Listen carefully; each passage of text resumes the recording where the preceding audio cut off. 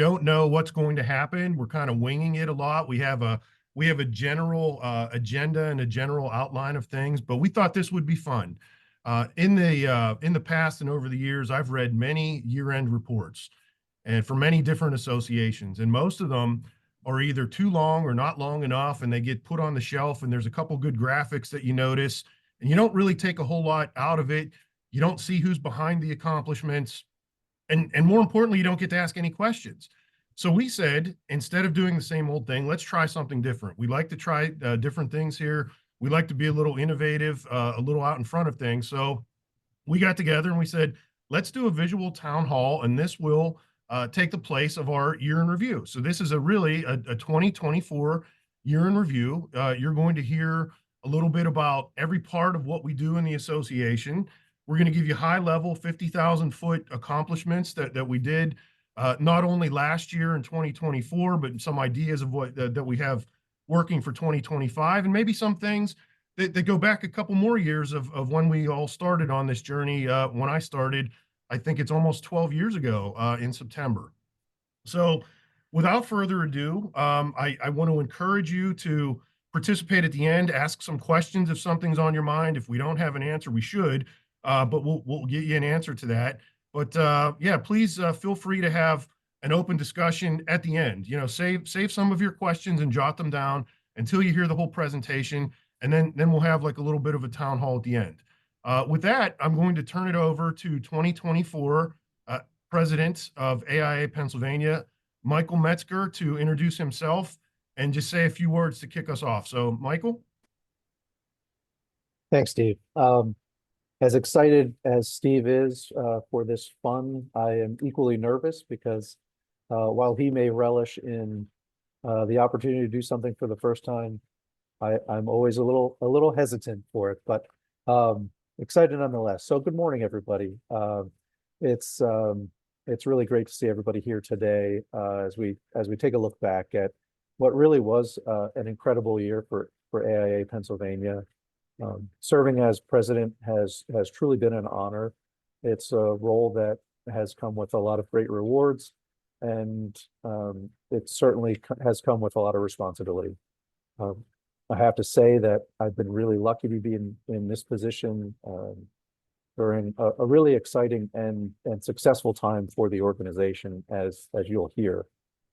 This past year, we made great strides in advocacy, member engagement, and we really elevated the voice of architects across Pennsylvania.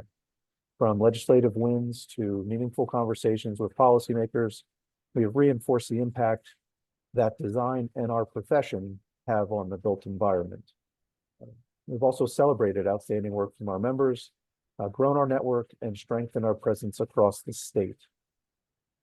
None of this happens in a vacuum.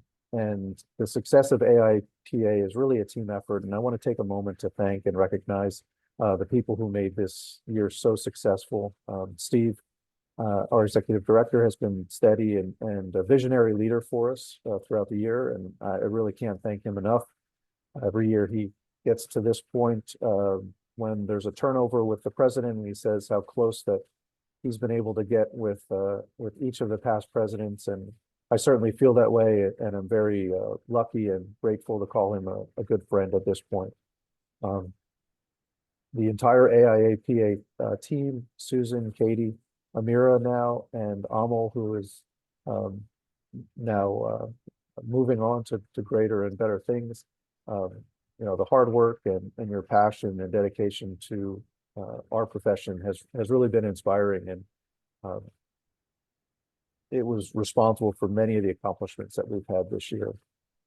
I'd also like to thank the board that I had. We had an amazing board in 2024. You know, all of the efforts that took place with all the committees, and you'll be hearing about all of the great work that they did. I can't thank them enough for that. You know, AIA is really strong because of its membership, because of you all.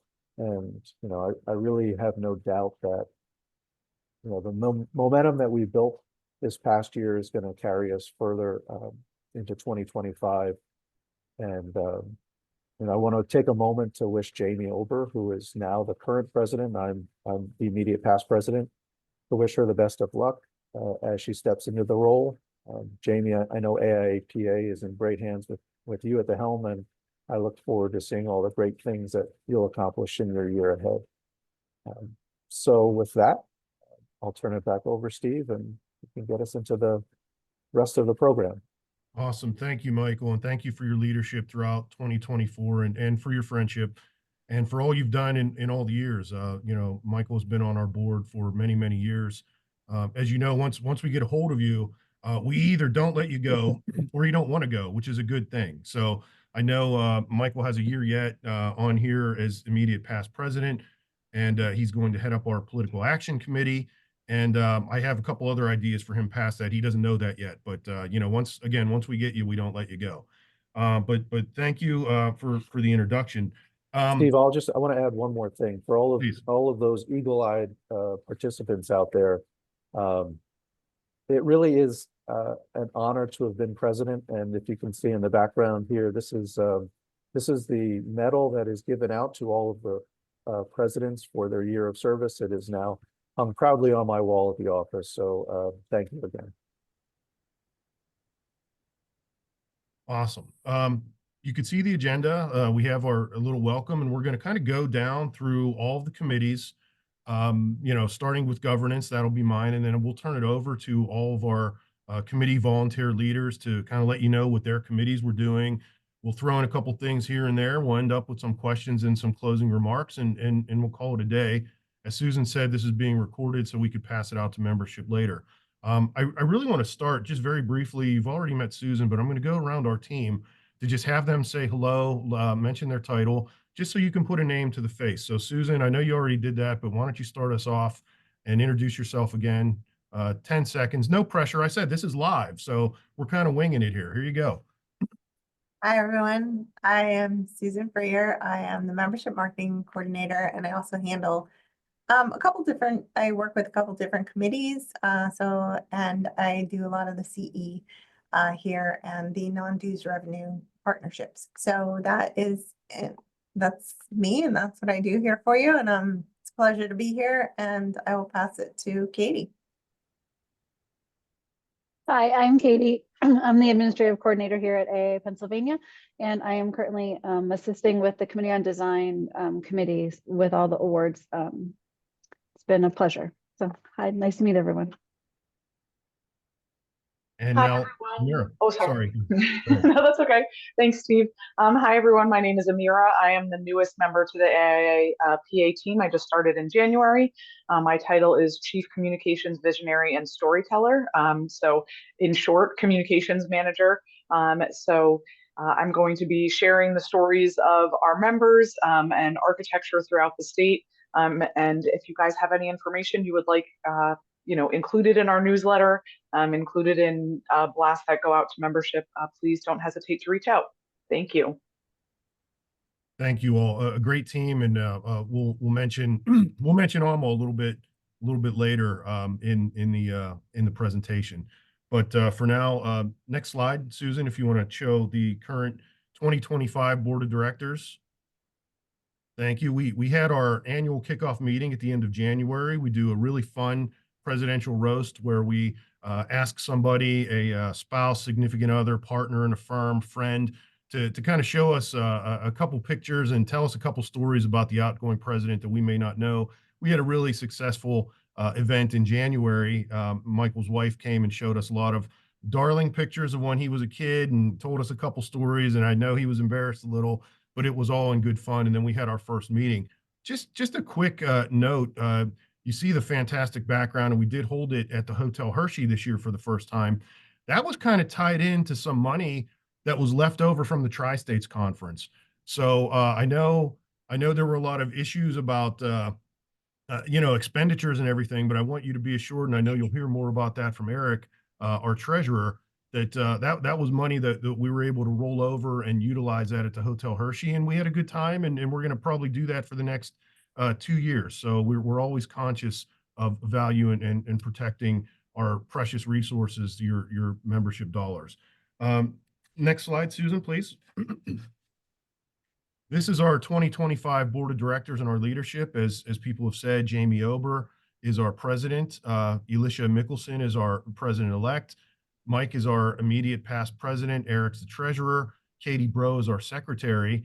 Also on our executive committee, we have our National Strategic Council representative, Mark Mondor, and our government affairs chair, Jeremiah Woodring.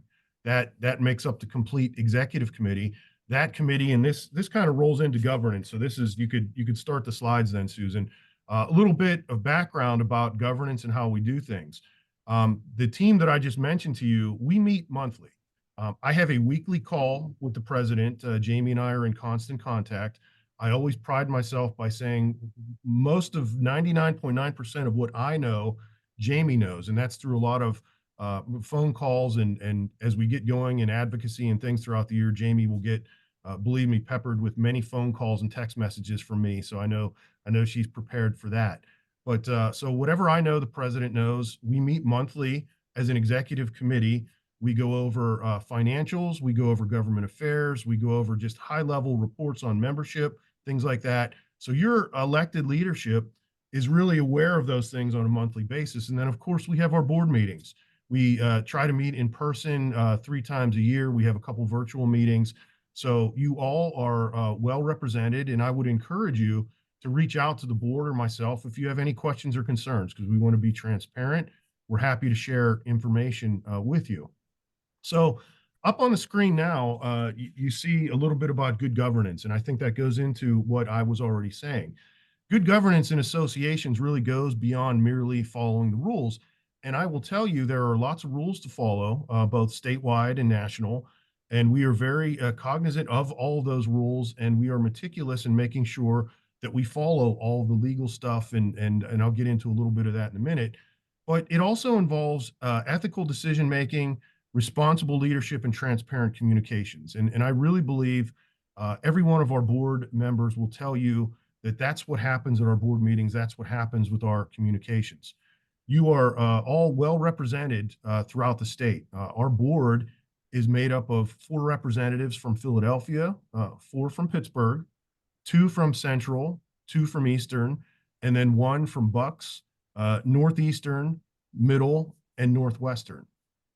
In our state, and this maybe you already know this, maybe you don't, we have chapters. We're all known as chapters by AIA National. We do have several chapters in Pennsylvania.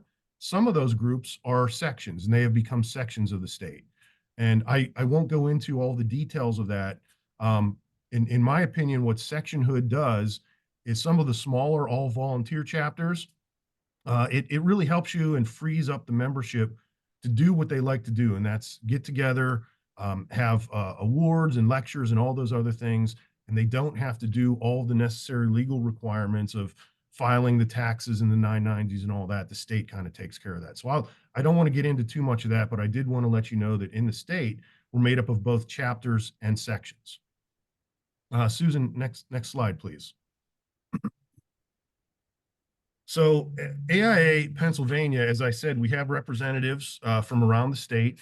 Most of those representatives are chosen by the local chapter or section.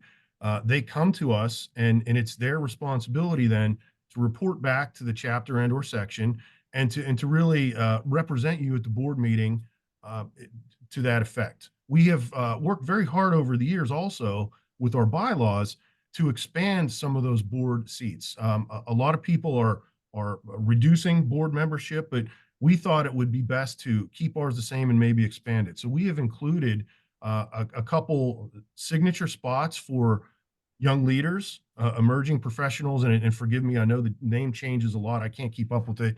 I know Anastasia was at our board meeting and we were talking about this, and I don't know what the proper term is right now, but I promise I'll get it. I've always called young leaders or emerging professionals. And we also opened up 2 at-large positions on our board that serve like a 1-year term. And we recently appointed 2 members to fill out our board. So we have a board roster. Once I contact those ladies and 2 ladies were appointed to our board, we'll have that on the website, and we'll have all that out and official. Just a couple notes before I move down here through the AIA Pennsylvania is guided by section. I'm very proud, and I think my research is correct in that Jamie is our sixth female president. You know, certainly not enough, but I think we're moving in a good direction. From my information, and if anybody knows different, they can correct me. I believe Susan Maxman was the first president, female president of AIA Pennsylvania, and now we have Jamie, the sixth, and that'll be followed up by Elisha Mickelson, which will be the seventh. And I don't know if Elisha knows this, but the first president from AIA Central Pennsylvania. So a couple firsts and a couple good continuations that we have. When I started, as I said, almost 12 years ago, we had a lot of big goals. We saw a lot of opportunity, and believe me, all the things that I'm going to mention just quickly, it was a lot of work, a lot of good board members, a lot of great leadership, a lot of great visionaries, a lot of great support we all got, and this is very, very much a team effort. We wanted to increase reserves. We wanted to get our reserves to a point where we could survive any catastrophe and continue to provide member value. We've done that. We've reached our goals. I'm very happy to say, you know, even during COVID, where a lot of chapters around the country drained a lot of their reserves, a lot of people were, you know, not sure how they were going to keep the doors open, a lot of layoffs. I'm very proud of the fact that we didn't have to do any of that. We have not had to tap reserves, and we're very solid financially. Also to the point where we are able to start the AIA Pennsylvania Foundation and seed that with some of our reserves, with the goal of providing leadership opportunities both to our members and a couple community projects. So we're getting that off the ground. That's one of the things, and again, you'll hear a little bit more about that as we go on. Another goal when I started, you know, we wanted to shore up advocacy. We really wanted to, you know, get our advocacy programs going and improve on some of the work that was already done. We've done that. I could take you on a tour, but our boardroom is currently being used by another group, but we have pens on the wall. If you don't know what pens on the wall are, that's simply when the governor signs something into law, we get a pen and we frame that, and we're very proud of that. We put that on the wall. And our most recent one was the continuing education bill. And that is something that we have been going after for way before my time. And we were also in, you know, various stages of dealing with the interior designers throughout the year. And I'm very happy to say that at the end, we've partnered with them. We partnered with them and we agreed to a bill that they're happy with. We are certainly happy with. We are protecting your profession and your signing and sealing, but at the same time, we're recognizing the great work that interior designers do. And I have an email out to their current lobbyist, and we're going to start getting together and find better ways that we could partner and work together as two groups for continuing education and events and things like that. So stay tuned for some good things on that front. We have expanded partnerships over the years. We have partnerships with outside vendors, with consultants, and I'll get into that a little bit about that in a minute. We have a very strong presence in the business community throughout the state, and also within the industry with the engineers and the builders and the contractors and things like that. So we are very active with all of those groups and have some great partnerships, not only within the state of Pennsylvania, but we also have a great partnership with AIA New York State and AIA New Jersey. And we're looking to expand that a little bit and welcome in some other close states. We decided many years ago that the three of our states are so similar in makeup and geography and issues that we go after that it just makes a whole lot of sense for us to be together. So we share educational opportunities among our members. We partner for a tri-states conference that we had a very successful conference in Hershey in the fall. That was a part of a renewal of that, and we were going strong before COVID. It went to virtual, and now this was our first go at it back face to face. I'm very happy and proud of the fact that all of the events that we put on have made money. We've never lost money on an event. Sometimes it's maybe we don't make as much as we would like, or you know, maybe it's just almost a break-even proposition. But we're very conscious of the fact that we want to put on good programming and we want to make money by it. And I think that has led to some of our successes with reserves and budget things. Again, Eric will mention some of those things as we go. We also as I look at my long list here, I have 16 pages, but I have a feeling I don't have that much time and I won't bore you all day. But we started some committees that really emphasize and support, again, our young leaders and EDI initiatives.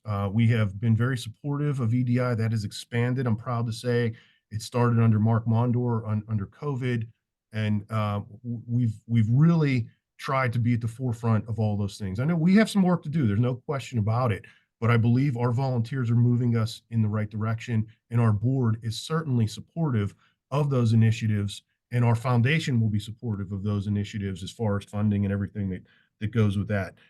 We are also, you all know what state we're in. We're in Pennsylvania, right? We've got Philadelphia, we've got Pittsburgh, we've got the middle of the state. So it's a little more challenging for us to get maybe some of the environmental and climate initiatives that a state like California has. But I'm happy to say that, we look for opportunities. That doesn't mean we're foreclosed to doing anything in this state. I believe we have done a good job of educating legislators. We have a positive relationship with the administration, with both sides of the aisle, and we're working on smart things to accomplish some of the bigger national initiatives here in Pennsylvania. Maybe a little bit of a slower go, but we're getting them done nonetheless. And now that we have continuing ed kind of accomplished, we could work at some of those other things. And we're also two other things that I really want to mention, because I see one of my good friends, Mike Crifty, is on there, and forgive me if I don't mention names. That's only the people that I could see. We are really trying to do a lot more in the state with the fellows to try to get the word out there for people that are eligible, and kind of demystify the process and give our members the resources to pursue fellowship, so that we can have more members of the College of Fellows in Pennsylvania. We think that number should be higher. We're doing what we can to increase that. I know Christine Mondor is doing a terrific job out in Pittsburgh, kicking those things off with the help of Mike Prifty and myself, and the support that we give on the board. The final thing I'm going to say, just a minute before I finish up and get into just running through my slides very quickly. National reached out to us a couple weeks ago and invited us to be part of a Department of Energy grant. We did participate in that. I had some help with that from Jeremiah Woodring and Jeff Pasfa. I don't want to get into too many details because it's not a done deal. We don't know if we're going to get it, but should we get this grant, it will bring a nice chunk of money to the state of Pennsylvania that we can use on specifically on housing issues and climate issues and things like that. So fingers crossed, good vibes that we are part of that AIA national grant, and one of the few states that are part of that we could take advantage of some of those opportunities in the future. So stay tuned for that. Getting back to the slides again, and I apologize if I'm talking too fast. I had a big cup of coffee, and after I finished my cup of coffee, my wife kicks me out because she's like, I can't take you on coffee. You're just too geared up. But AIA Pennsylvania, we are guided by, again, defined leadership structure with volunteer members representing all corners of the state. As I said, we have all the standard things, the bylaws, the strategic plan. We have various active committees. We monitor our board policies, and we have a very robust conflict of interest management system that we get a little preview about and a little talking to from Tony Potter, the board counsel, every year. We just had that in January to make sure that we're doing everything correctly. We are very fortunate to have outside consultants working for us. I can go down the list, and I will just very briefly with legal, financial. We have an outside accountant who audits us, manages the books. We have no cash in the office. There's no petty cash here. They monitor not only payroll, but I get weekly and payroll every 2 weeks reports about all the things that I need to be doing as an executive director to make sure we're doing the right things. So I just want you to rest assured that we have a lot of checks and balances and a lot of safeguards in place to make sure that everything is according to the book and everything is according to a best practice. We have insurance people that work with us, Fenner and Essler out of New Jersey. They're very good partners. We have IT people and cybersecurity insurance. And we're always striving and looking for best practices and guidance within the association industry to improve what we're doing to give you all the best value, for your membership. And again, lots of checks and balances, including an accreditation process that we go through with AIA National. And that's just a big check to say, hey, are you filing all the documents? Are you doing everything with your taxes and everything that you need to be doing? So that's just another check and a safeguard that we go through to ensure compliance and specific standards. Next slide, Susan. And then finally, and I'll be quiet for a while, as difficult as that is for me. We like to take a lot of member input. We made a conscious decision years ago to expand our committees. We have a lot of committees and a lot of task forces, and we want to give members a lot of opportunity to find something that they're interested in that they can contribute to us and help us across the street, and to form our policies and our continuing education offerings, but also to engage our members, to engage with like-minded colleagues and give them opportunities for their practices. And that was a big reason we did that. We expanded a lot of volunteer engagement with us for that. That's been very successful. At times, I have to be honest with you, when we're off camera and the team's meeting in our little hallway here, sometimes we're ready to pull out our hair over all that stuff. But I think it's time well spent, and it's effort well spent on our membership, with everything from small firm roundtables to very specific government affairs task forces like building codes and housing and things like that. As I said, we have performed a staff review of our strategic plan. It's good through this year. I monitor that, and we try to work as closely our goals here that mirror our strategic plan goals. And we also take into consider national strategic plans.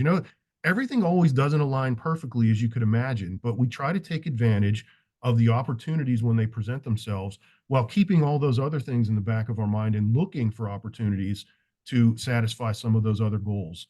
All the while remaining principled, and all the while doing things ethically and with transparency, as everyone should always. But rest assured, we do that. We are really getting our foundation established, as again I said, to foster and promote education and leadership, not only for our senior and veteran members, but for our emerging professionals and some communities. We have some interest in that, and that is, if you're interested in something like that, shoot me an email as we get into forming that and having some of our first meetings with that. We also participate in many seminars and discussions with colleagues in AIA and the association community, as I said, always looking for best practices, always looking for better ways to do things, always looking to expand our opportunities. And I mentioned very briefly the strengthening of our partnerships with our other states surrounding us, and that has been very, very beneficial. So with that, that's governance. I could say a lot more, but I don't want to put anybody to sleep, and we'll get into some of the other committees where you can hear from your colleagues. So with that, I'm going to turn it over to Eric Booth, who will do the financial review. Eric is from AIA Pittsburgh and our current treasurer. Eric? Thanks, Steve. As Steve said, I'm Eric Booth. I'm president of Desmond Architects. We're headquartered out of Pittsburgh, and I'm your current treasurer. It's good to see so many familiar faces and names on this panel. So glad that you can all join us. So as much as I love going into intricate detail about all the numbers here, and I love to do that, I've been told I need to keep things high level, so I will do so. So I basically put the two most important numbers you need to see when we're talking about finances, which are income and expenses. And as you can see, that we've actually, our income exceeded our expenses and our budget. So we're actually in the black this year, which is great.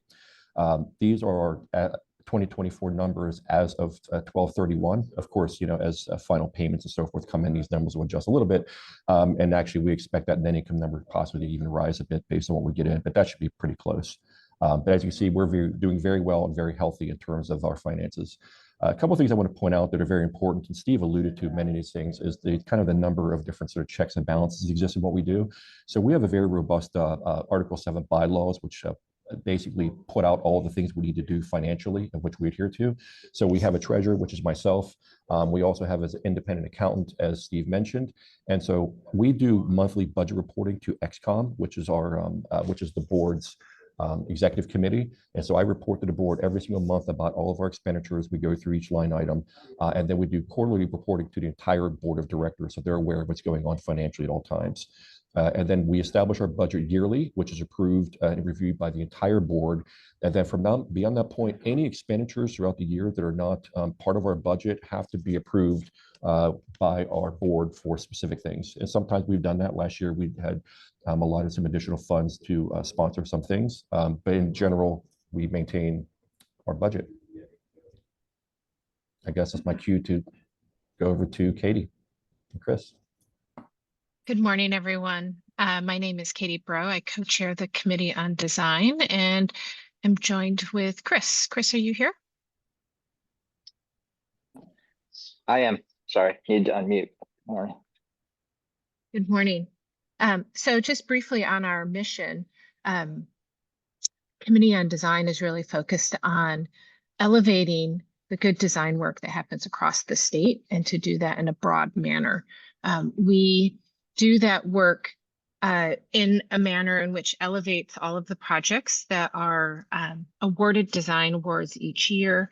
And our goal is to have that good work be also noticed by the Pennsylvania legislature and the public in total. We do that through two primary means. One is the design awards and the second is the special awards. We have a committee on design that is Chris and myself, as well as active members that are Bob Kelly, Frank Grauman, and Joe Biondo. Chris. Yeah, I'll talk through special awards for last year. And just to add a little bit more nuance to it, Katie and I have been co-chairing for a couple of years, and to keep it fresh, we are rotating who handles design awards and special awards. I was able to recruit Joe Biondo to lead this special committee. He had served on special awards before and did a great job kind of organizing the 11 members from around the state and a series of discussions that led us to the awardees. You can see them here. I won't read them all. I do like to really call attention, because I think it is so special, to the 50-year timeless videos that a lot of effort is going into by the committee in general, but specifically Frank Grauman and Bob Kelly. I think it's a real gem of the awards program, and even as the awards name suggests, hopefully it's timeless in terms of a resource for people to go back and look at these pieces of architecture and understand them in the broader context that Frank puts a lot of effort into really making sing. On the design awards front, this year was a big year because we had two awards programs to operate through our chapter. So the first one was our yearly Pennsylvania Design Awards. We recruited a jury out of Boston. And so as the co-chair of the committee this year, I went to Boston and sat through the deliberation process for the awards. We had 122 submissions for the awards, and those came from 49 firms across the state that represented 7 chapters and sections. We had 36 finalists, and of those, we had 3 silver awards, which are listed here, 18 total awards. So we think it was a very successful year in the design awards process. All of these awards, you can follow the link on the screen, and they're posted on our website as well, I believe. The next slide, we also, as the Committee on Design, when we have years with the tri-states, which tri-states happens incrementally every 2 or 3 years.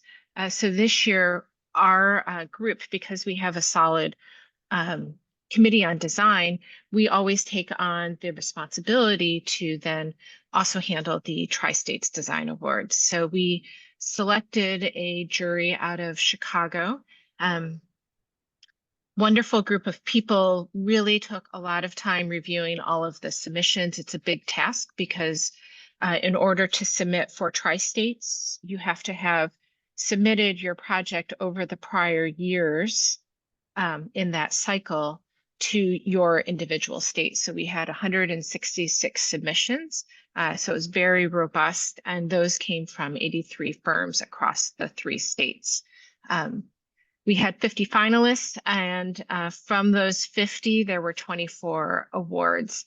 And what we're really proud of this year is that there were awardees within each state that was part of the Tri-States Conference. So it was a very successful process this year for the Tri-States Awards. Just reinforce that a little bit, Katie. I think you gracefully just said, oh yeah, we did a second design jury this year. And I think it was a surprise to both you and I when Bob kind of sprung it on us, but I think you handled it with a lot of grace, and a lot of effort kind of goes into chairing the design jury and kind of organizing all that. So hats off to you for that. We are about to hold our planning meeting with the committee here soon. And really, we want to increase submissions. Obviously, that increases some of the revenue, for the state. But also, I think we need to take a fresh look at the impact that we're making with the video program. And how we promote it even better. I think Bob noted that we're on our 7th year of the video program. Just by good luck, we got out ahead of the COVID transition to more kind of presentations like this, and we were in good stead. And the intent really is to make the program accessible and engaging to members across the state. And again, at the planning meeting, we expect a robust conversation about how we might do that. And I think we're going to look at everything from social media, maybe a hard copy publication, but those conversations are on the horizon for us. And all of the videos that have been made are all available on YouTube. And I really encourage people to go back and look at them. They're amazing videos that are about 10 minutes long each that really feature all of the amazing research and really celebrate those 50-year timeless projects. I would be remiss if I didn't jump in here really quick just to brag a little bit about Katie Bro, who was the recipient of the 2024 AIA Pennsylvania President's Medal. Each year, the outgoing president gives a medal to one of the board members that kind of goes above and beyond. And while we had many candidates worthy of that, Katie's work with 2 juries, as Chris said, a tremendous amount of work. She was awarded that special presentation, and very proud of her for that and all the work that she has done with that. And then one other note, we are working, and Amira is working very hard to get that timeless video of the Capitol, maybe a permanent home in the Capitol, showing it to visitors. We think it's that good of quality, so stay tuned for some initiatives like that. Great, thank you, Steve, and congrats, and thank you, Katie, and everybody that's worked on the Design Awards program. My name's Ken Doino, President of Rothschild Doino Architects, or Collaborative in Pittsburgh, and was the chair of the Government Affairs Committee over the last 2 years. And I'm happy to be handing that chair responsibility over to Jeremiah Woodring. Jeremiah, you want to just introduce yourself too? Absolutely. Hi, everyone. My name is Jeremiah Woodring. I'm an architect based out of Philadelphia. I'm also an elected official on the local level, and have been on the Government Affairs Committee for about 5 years now. So it's been an outstanding couple of years. One of the things that I would want to sort of point out is the Government Affairs Committee is a gathering of separate task forces and subcommittees. These groups really focus on a lot of different aspects of the workings of what we do as a state agency or organization, in particular in relation to new legislation, court cases, and things that are working their way through legal issues, and most importantly, things that are ongoing through the way that our practices and our profession is regulated and operates at a state level. So as most of you know, we really have 2 agencies of government at federal level and at a state level. And really most of what we do gets regulated at the state level. So it's critically important that we are active, and we have made great strides in putting pens on the wall, as well as filling committees and making sure that we are well represented in the organizations that make up the state and the ongoing aspects of our practice. You see some of them here listed. So licensure and practice encroachment is who regulates who is licensed and what happens. We see Bill Bates here. He serves on that committee. Thank you, Bill. We have other representation. Housing and Community Development is actually a relatively new committee. We started a couple years back as the need to really have this as a focal point from a policy standpoint, and seeing that there would be activity. And in the first year in which that, or the second year in which we were formed, we had some progress in the legislature and the governor, including additional monies in renovation and restoration of housing. And we are continuing to advocate for those needs. Building codes, as many of you know, this will be a busy year in this regard. We've advocated for us being up to date on building codes in our Commonwealth and being active in the RAC. We have an AIA member who sits on the code body that reviews those codes.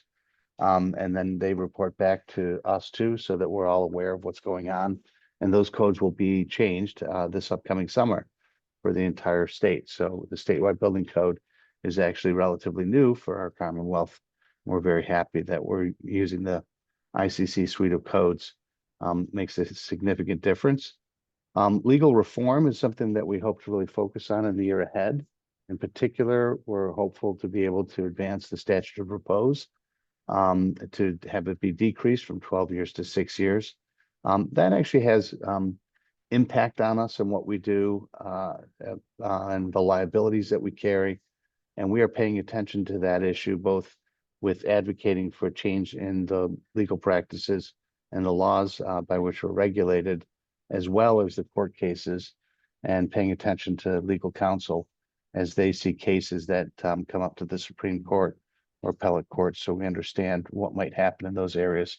We're trying to stay on top of all of that.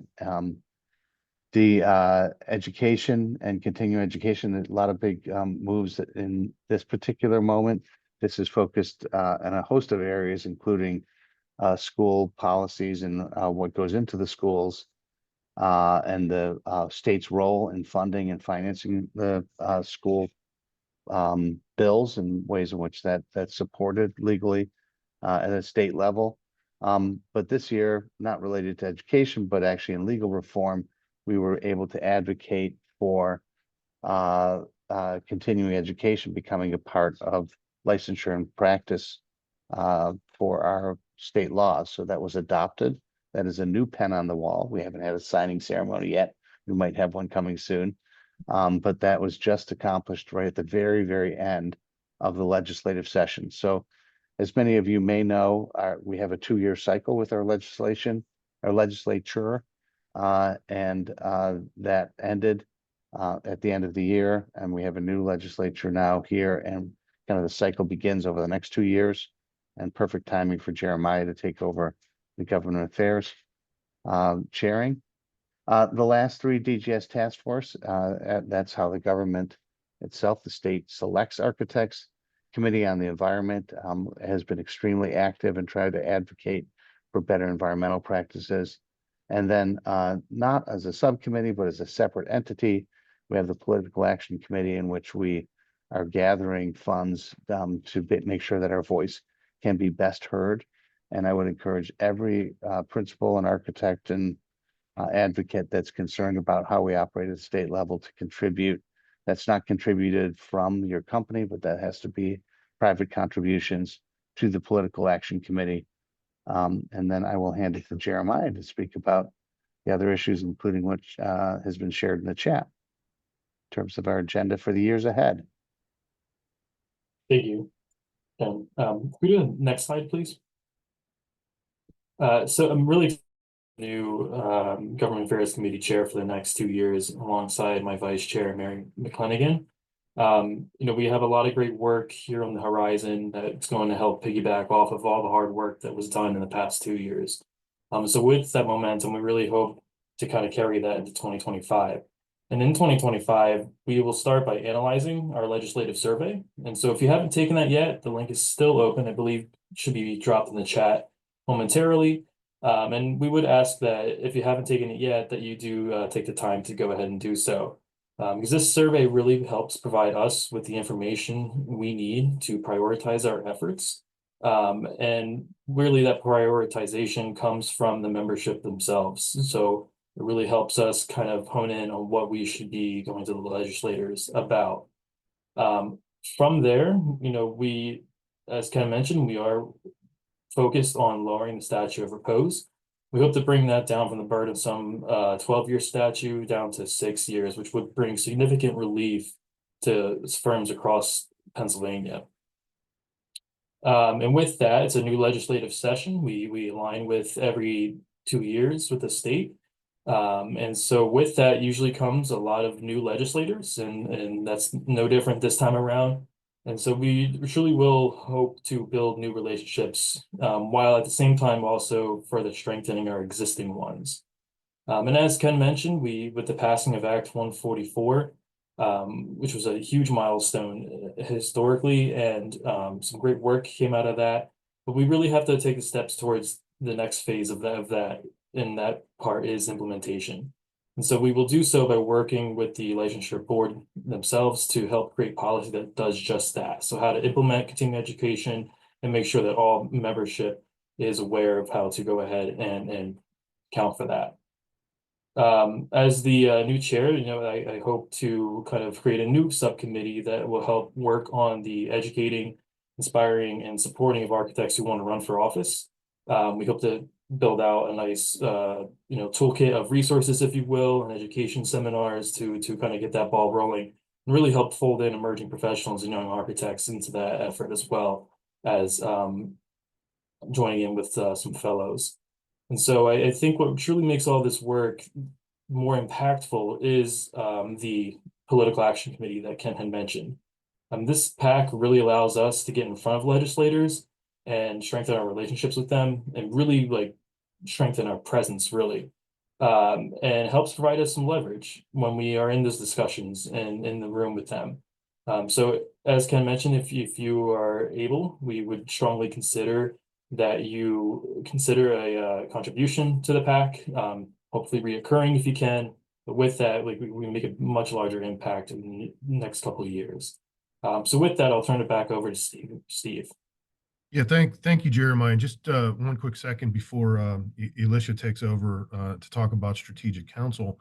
As hopefully all of you know, and if you don't, our Director of Legislative Affairs and our Chief Lobbyist, Amal Maruki, who was just the driving force behind a lot of these initiatives, and just absolutely fantastic lobbyist and fantastic at what she did. National recognized that, AIA National recognized that, and came and stole her away. There's no other way to say it. They came down and made her an offer she couldn't refuse. So while we are very proud of all the work Amal did here and certainly left her mark, sad to see her go. We are happy that she stays within the AIA family, and hopeful that she's going to do some great things on a national level for all the profession. In the meantime, as we look to hire somebody in that role, we do have, I'm a registered lobbyist. We have our government affairs committee and all the subcommittees at work. We also have an outside lobbying firm engaged to help us monitor the bills and work with us until we do fill that spot. So with that, I'll turn it over to our president-elect, Alicia. Hi, good morning, everyone. So as well as being president-elect, I am also the chair of the Strategic Council for AIA Pennsylvania, not to be confused with the national Strategic Council position. So AIA PA formed a Strategic Council a number of years ago, and kind of went through a couple of iterations on who we are and what we do. So the current members listed on the screen actually started getting together and working through our mission statement and guiding principles all the way back in 2021.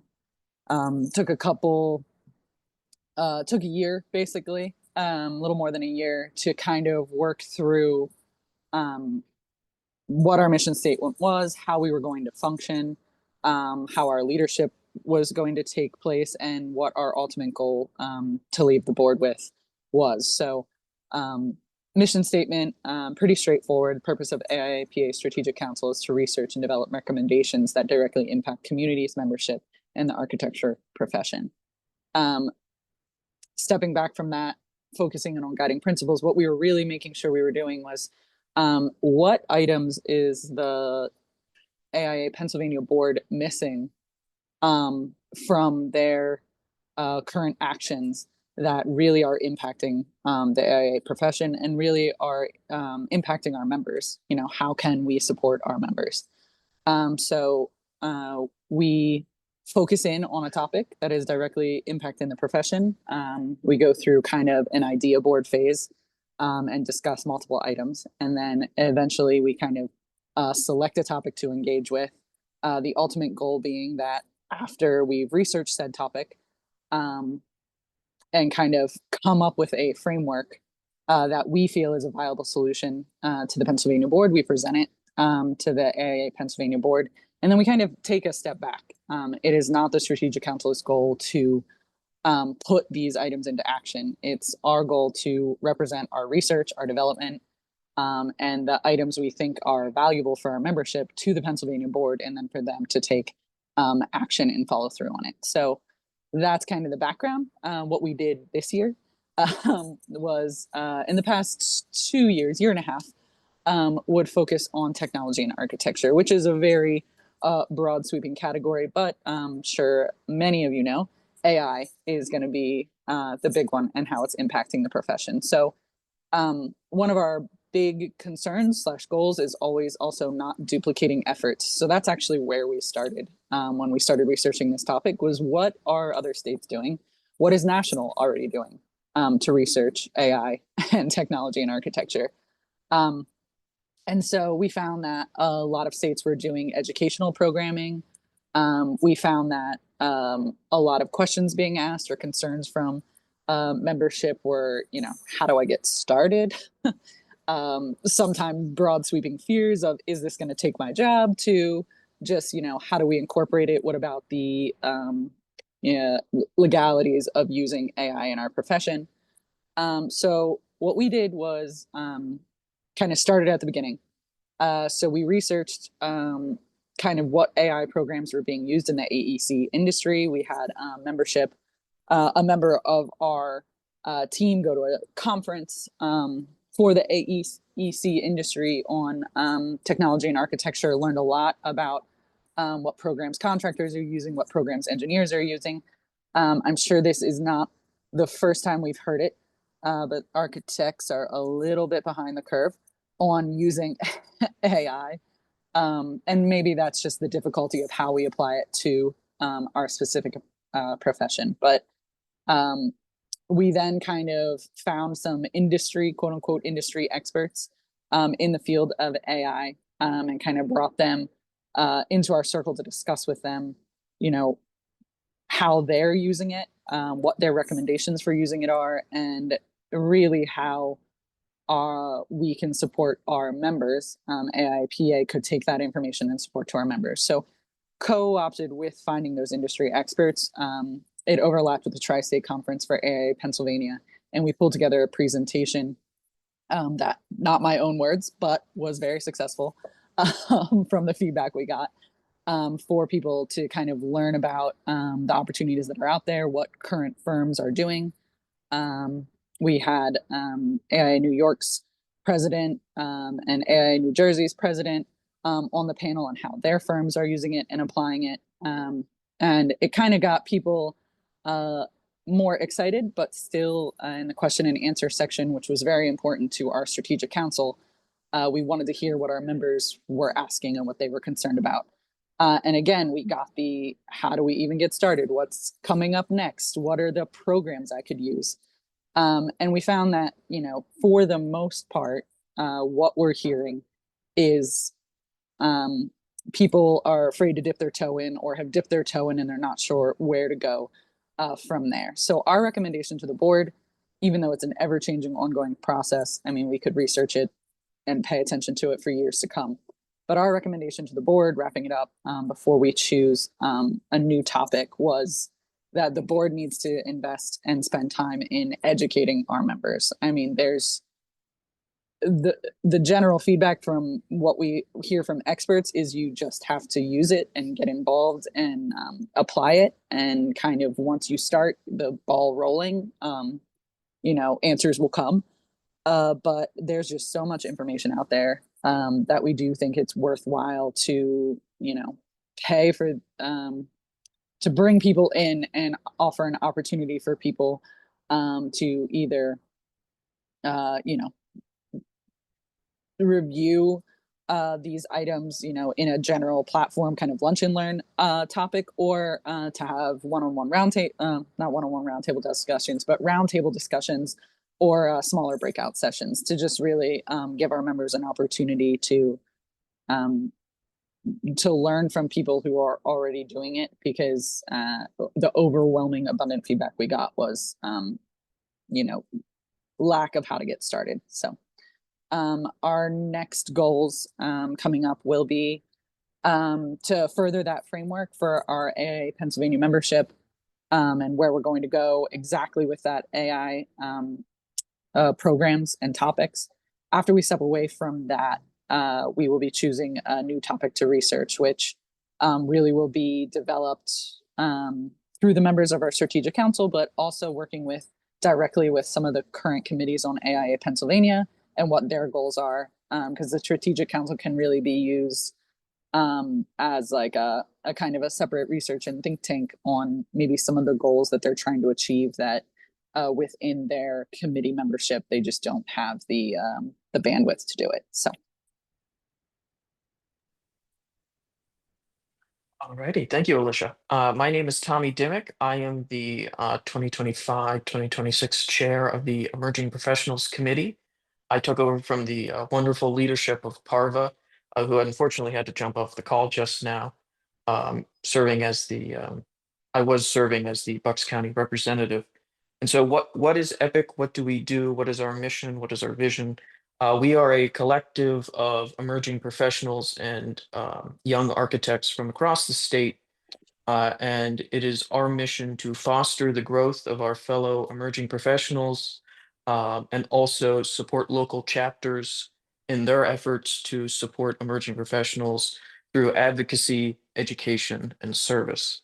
And it is really our vision to provide programming and service opportunities so that emerging professionals and young architects have enjoyable experiences. They get to build professional relationships, develop leadership skills, and overall increase their involvement in the profession and also within the AIA. And so we fulfill this, or try to fulfill this mission and vision through a series of annual initiatives, the first of which is the Paula Maines ARE Scholarship. Once again, we had several submissions this year. It was great. And this scholarship pays for 3 divisions of the ARE. And if funds are available, there's also a small study stipend that's attached to it. I think, as we all know, one of the major costs for any emerging professional is exam fees and fees for study materials. And so this is a great way that we can assist our emerging professionals with that. Another annual initiative that we do is the EPIC Firm Recognition. So last year, 2024, we had 43 firms that achieved firm recognition. In 2023, there were 25 firms. And so we're definitely growing how many firms receive this recognition for the support that they give to their emerging professionals. Not just monetary support. There's a survey about supporting leadership, about helping with fees and dues, study materials, EDI policies, etc. And we are, every year we're looking to get more and more firms achieve this recognition.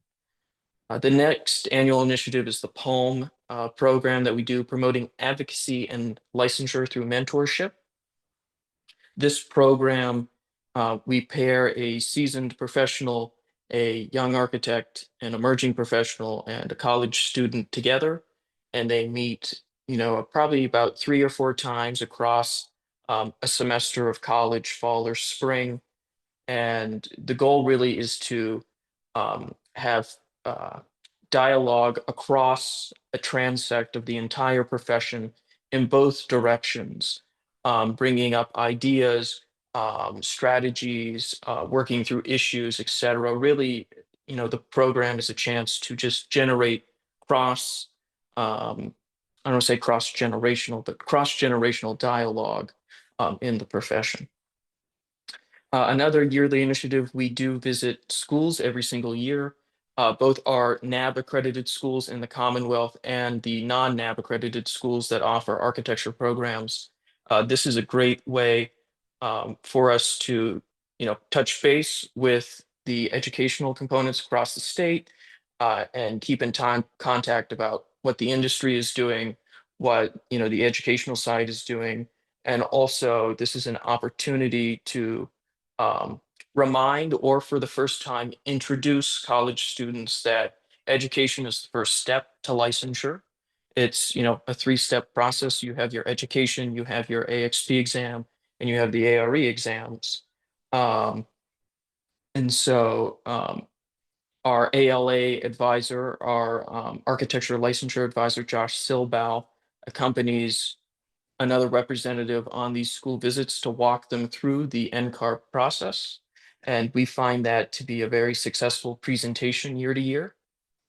Another thing that the committee does, we help administer the special awards for young architect and emerging professionals. I think this year it was Greg Coney and Brianna Sheeler who won those. So special congratulations to them. We also started for the first time this year in 2024, these emerging professional through mentorship talks. We had one in March of 24. It was presented by AIA Central, and it was hosted by AIA Pennsylvania. And really what this was a chance for firm leaders to get together and have a panel discussion about mentorship techniques within firms, staff engagement, etc., as a way of how do we support emerging professionals? What issues do we run into? How could we improve our support? What are different ways of supporting emerging professionals? It was a really great discussion, and this is something that we're looking forward to continuing doing in 2025. And then lastly, something we do annually is we assist with planning the viewing parties for the AIA PA Awards. And what are our goals for 2025? We want to continue to grow and improve the initiatives that we currently do. We want to keep doing what we do and do it well. So we have talked about tiering our firm recognition program. We on the committee understand that firms of different sizes have different resources available to them, and so they can't always offer all of the things that are on our survey in order to earn this recognition. And so we talked about possibly tiering the awards just to recognize efforts of smaller firms with smaller resources that still provide just as much to the emerging professionals community. We also would like to increase our Palm engagement. One thing that typically comes up with Palm is, as I'm sure we're all aware, it's hard to get a bunch of different people and different, stages of the career and walks of life together at the same time. And so we're looking to enhance that part of the Palm program to sort of the scheduling end. And also we want to continue those talks that I mentioned. We're looking to team up with more components around the state to host those talks because different chapters and components have a makeup of different firms. And so strategies in different regions might be different. And it'd be nice to create a library of those talks and strategies. And as always, we want to continue to grow engagement in the community and with our local components. I'll be reaching out to leaders of all of the local components. just to touch base, but also we do have some vacancies on the committee. And so if anyone knows anyone interested, just a little shout out, feel free to pass them in my direction. And also one of our newest goals and big goals for this year is we'd like to investigate creating a partnership with a ARE resource provider, study material provider, to possibly offer statewide study resources. This is something our colleagues in, I think it's North Carolina or South Carolina are doing. And so we are excited to look into the possibilities of doing that. And with that, I'm going to hand things off to Dario, who will walk us through EDI. Hello, everyone. Dario McPhee, here in Pittsburgh, Innovative Associates Architects. I am the chair of the EDI committee, and I had Susan helping me out. Took over from Ann Chen a year ago, so it's a pleasure to be here. So the mission of the EDI committee for 2024, advance equity, diversity, and inclusion in the industry by encouraging, promoting, and developing strategies. I'll save everyone from reading everything. Go next to goals. Go back one. So ultimately, we went through the year kind of evaluating everything that had been done prior and trying to carve out what were the next steps, right? And so what we wound up doing was we wound up splitting up the group into task forces. And the first task force was education, and the second task force was support. And so the goal one was to develop and provide educational communication resources to promote diversity. And so this is in universities, this is in the workplace, just across the board. And then support, the purpose of the support task force is basically to find existing initiatives, trying not to duplicate anything, and find ways to support them, whether that be financially, whether that be, just practically just any kind of support we could provide for them. So that's what this is showing. So what that led to was two initiatives. One was DEI in school and DEI in the workplace, and we named it AIA PA Framework for Change. And so the first one, this will be an EDI training session in mid-May of this year, and that'll be headed up by Rod Fleming. And the purpose of this is to basically tackle the injustices that happen in school. And so educating professors, educating folks who teach our students on how to approach kids who are different, right? And then DEI in the workplace. So the Pittsburgh EDI committee, they have workplace training seminars that they've done, foundations.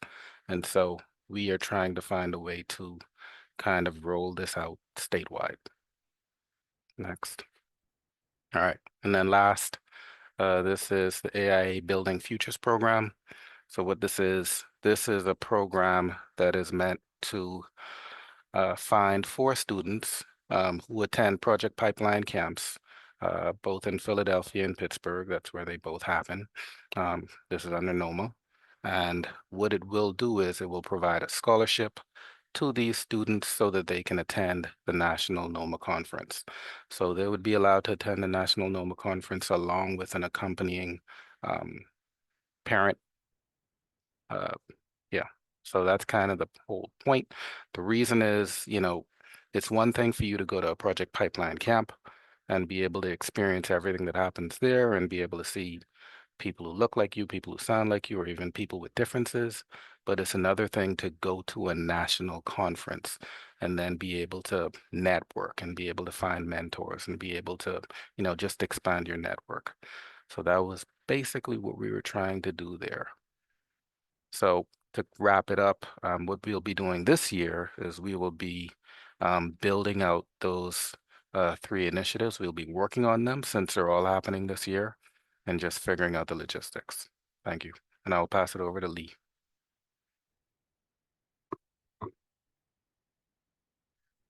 Morning, everyone.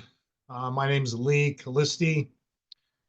I operate Lee Callisti Architecture and Design over in the Pittsburgh side of the state, represented by AIA Pittsburgh. And I'm the chair of the Small Firm Exchange, which I hope is becoming more evident as part of AIA Pennsylvania as the years go by. We're operating in year 5 of regular participation in content, part of AIA Pennsylvania. And as a good architect, I don't have much text, but I have all pictures that indicate the events and activities and content we've provided over the course of 2024, some of which are on your screen and Susan can move through.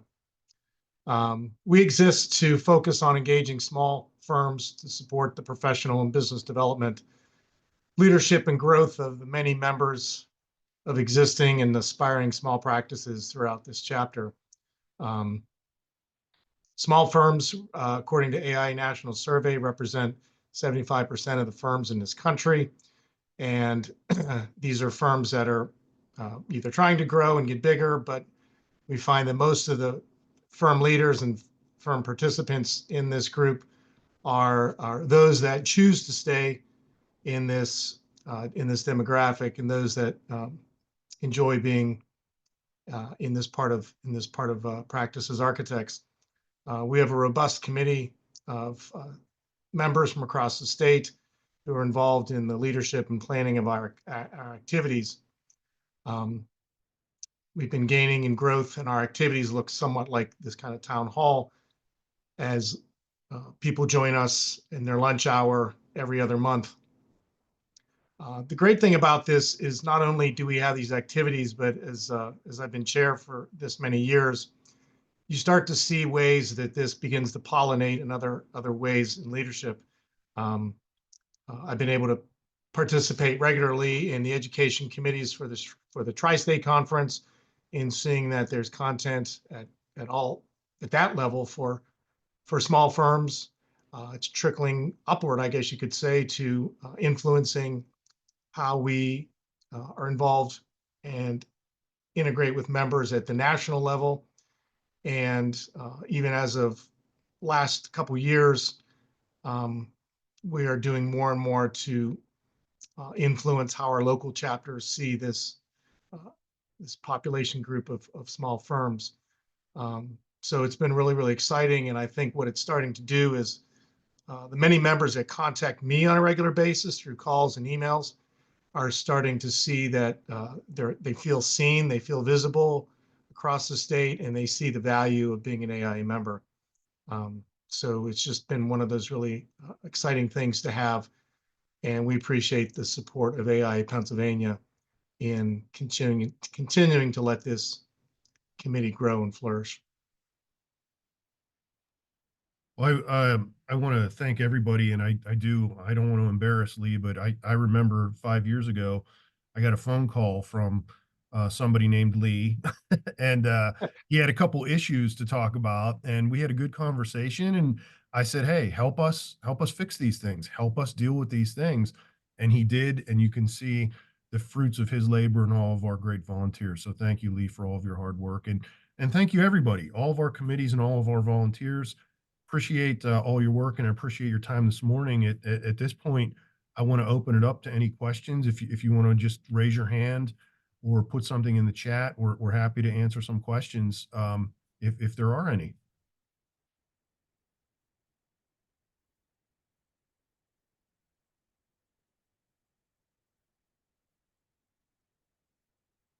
Not seeing anybody. We'll give you another minute. Don't be shy.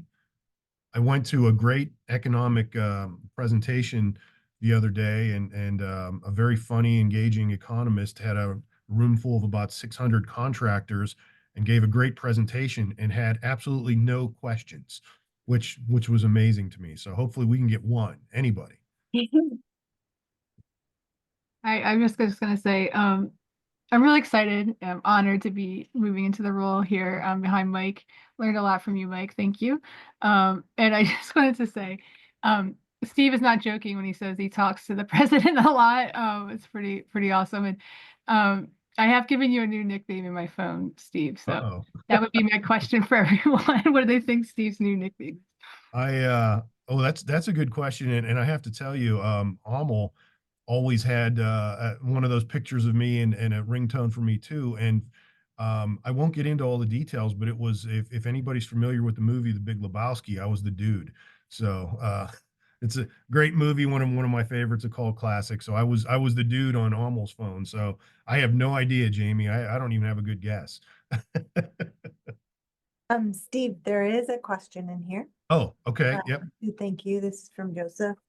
Do you have an idea, a general idea of how you expect the mandatory CE reporting to be framed? Yeah, Joe, not at this time. Right now, we're really getting into the regulatory process and the writing of the regulations on how exactly they're going to do this.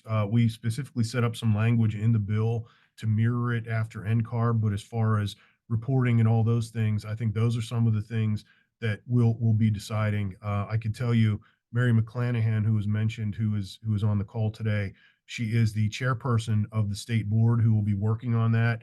We will be working on that closely with them. I don't know if Mary, it's probably premature to have any thoughts on that at this time, Mary, because we're only entering the process. But rest assured, we will keep our members up to date. And if you have any ideas or concerns or something you want conveyed, let us know. Send me an email, and we can get that. We have a I didn't have enough time to possibly tell you all the things we're engaged in, but one of the things that we have a great relationship with our state licensing board, and we have an ongoing portion of their agenda. And I know Bill Bates is also on the state licensing board. And forgive me if I'm missing anybody, but I'm only seeing so many people. But Mary and Bill, I don't know if you have any preliminary ideas. It's probably way early in the process to have an answer for Joe. Yeah, and it's going to take a while to actually get into the regulations. We just we're in the process and it's almost finished. The current revisions to the regulations, they should be out soon. But to get the continuing ed, it'll be probably a couple of years before you actually see it, but it won't be for this license renewal.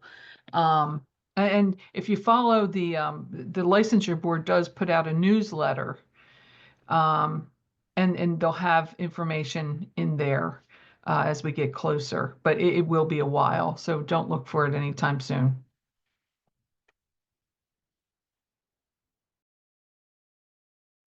Yeah, I would say, Joe, your comment about the flood of vendors, I had no doubt that that would happen.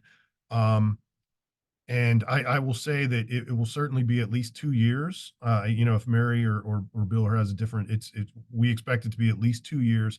And also rest assured that we at AIA Pennsylvania are gearing up to provide you with good quality continuing education as well. We're working on that right now with, thinking if we're going to employ an outside consultant, and we'll certainly work closely with national and other components and sections, but we are also working on that to give you good quality stuff. So stay tuned for more information on that. I would just add one other thing is the AIA National does keep your license and continuing education transcripts through the AIAU program component. So if you log on nationally, you can look at that and see what things have been reported nationally. And then they will also give the transcripts. That's particularly helpful if you're active with NCARB or getting licensed in multiple states and other jurisdictions. So those who aren't familiar with it, I would encourage you to go onto there to just see where that goes and how you're accumulating overall those relationships, because most of the states don't align with each other per se. So it's very helpful to have those transcripts available, and that is a service that comes with your national AIA membership. Absolutely. And thanks for those comments, Ken. And we specifically tried to tailor the law too, that it would match AIA National and follow the NCARB model. We wanted to make the process as easy as we could for people renewing their licenses. I see we have another question, Adam, about the 2021 IBC still kicking in July of 2025. To the best of my knowledge, yes, but you know how that works at times with government and bureaucracy. Again, as far as I know, that's still on track. If anybody has any other updated information, let us know. But as we get into some of those things, if there's any updates, we'll be sure to let you know. And shout out to Adam. Adam for years has been a vital part of our leadership, and was very instrumental in our licensure committee and things like that. So again, I apologize. I don't want to go down the line and pick out everybody because just about everybody on here has done something, and we're very appreciative. So, But we will anticipate doing some continuing education around that as a state so that everybody can connect into that before absolutely, that date should occur. absolutely. Any other quick questions? And as always, if you have something, if you think of something later, send me an email, send Susan an email, Amira, Katie, one of our board members.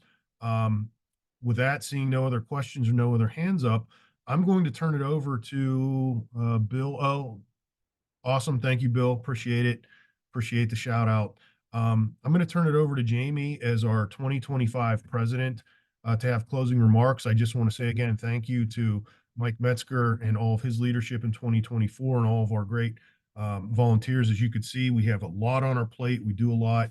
Appreciate you as a member. And if there's anything as far as this presentation or anything that we're doing that you have suggestions to help make us better, please don't hesitate to write that into the survey. We really pay attention to all those. But with that, I'm going to go on mute for the last time and turn it over to Jamie for the closing remarks. Awesome. Thanks, Steve.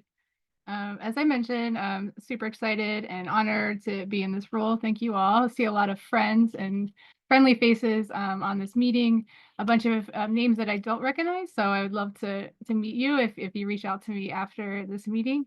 That'd be awesome. Really excited. One's kind of, mentioned a couple names here. Eric, always impressed with your rigorous financial look at not only your own firm, but the AIA. Really excited to have you here at my side. And Katie and Chris, just phenomenal job on the awards, beyond impressed, which I gushed over both of you with the Tri-States, but I really, truly do mean it. Ken, we as a board, you don't know this, but we always joke, like, if you could be anybody, who would you be? And we're always like, we would be Ken. We would want to be Ken. But you're really a solid architect and a great leader here as a part of the AIA. So thank you for everything you've done in government affairs. And Jeremiah, I have no doubt that you're going to be just as strong and awesome as Ken has been. So excited to work with you. Alicia, who I'm beyond excited to have as my VP. I've been working with you for many years now, and you're very humble. You've done so much for the AIA behind the scenes, and really proud to be here with you. Thomas, I've met you a couple times, and excited to have your efforts here as part of EPIC. And Dario, I haven't met you in person yet, but love all the energy and excitement that you bring to the EDI committee, and look forward to working with you.